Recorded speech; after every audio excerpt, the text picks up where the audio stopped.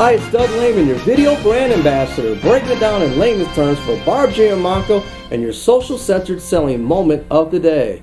The other day, I was looking for sales trainers, consultants, more specifically in the social selling area. And I came across a ton of trainers on LinkedIn. More importantly, I came across a ton of titles. Expert leader, evangelist, social media guru, modern day expert, America's sales king or queen. You name it, you saw the titles, they're all out there. And it made me think, what is an expert when it comes to sales training or consulting? And this led me to a great blog post by Barb Giamanco on the topic of expert leader, follower, or copycat. I thought about this. What questions would I have if I was looking for an expert in training? Now we're going to bring Barb out here shortly as the voice of reason for her own insight. But my questions would be this: how'd they get the title? Second of all, I would do an audit of their social proof. And what I mean by that, not necessarily how many connections they have on LinkedIn or how many followers on Twitter, but if they're training in the social space, that is important. But more importantly is the results and the clients they've trained. What were the results? Are there case studies? Are there testimonials? Is there documentation? Is there reference points? If you're looking for a trainer in a specific industry, does that trainer have experience in that industry? Let's take it a little bit deeper. What about the curriculum of the program?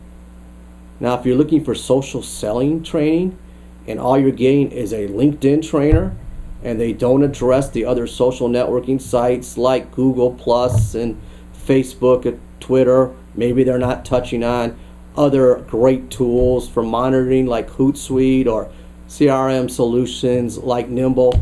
If you're limited to what you're getting, that would raise a red flag. Also, what would raise a red flag is the accountability of the training. We've all been to sales training workshops in our careers where we've got the training manuals and we've had the big training presentation, and then 2 days later you forget all the material. So learning social is an ongoing process. And when you talk about learning, sharing other people's content, that's extremely important. Is that trainer on top of the latest trends? Are they collaborating with others? Are they sharing value-based content? That's important, but are they bringing original content to the mix? Because if you're just sharing other people's content all the time, you may be a trusted advisor, but it might be limited if you don't have an original thought or two, because then you're a glorified news reporter or a librarian content curator. So having original content, bringing value, having results, do an audit on their social proof, and look at their curriculum are all things that I would consider when I'm looking for a social selling or a sales training expert. But I'd like to turn it over to a person I consider an expert when it comes to sales training. It's Barb Giamanco. Barb, what do you think on the topic of social selling? More importantly, what is an expert leader and that status of that? Barb? Thanks, Doug.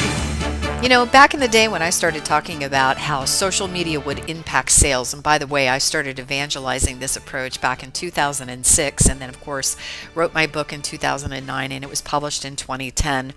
And I've seen a lot of experts show up on the scene over the last 18 months, people we never even heard of before, but who are now experts in social selling. And so I always question, what does that mean exactly? Do you just become an expert because you train on LinkedIn? Are you an expert because you happen to have some Twitter following? And I say, no, it isn't that you can't learn the expertise in a short period of time. But I do think you have to put a little time and energy and effort in order to build that experience. So some of the things that I would encourage people to ask in terms of questions when someone is approaching them about social selling.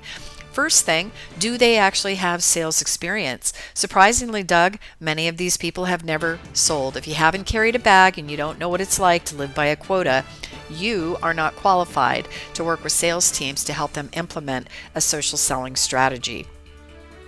You already said it. Do they have the results? Do they have the customer proof? Do they have the broad knowledge and experience? Do they have the ability to help an organization implement the strategy? Make sure that people have the right skills, which means the right kind of training curriculum. And Are they positioned to help an organization execute consistently over the long term? Putting a learning and development program in place, Doug, is not an easy task. And in order to change behavior, it can take 18 months. So one LinkedIn training isn't going to cut it. My feeling is you need to ask a lot of questions and make sure people have the background and experience. But let me tell you right now, a lot of the social selling experts haven't even sold. That to me is a huge red flag. Back to you, Doug. And there you have it. Barb Giammanco, the voice of reason. I'm Doug Lehman, breaking it down in layman's terms. Remember to connect, collaborate, and close. Thank you.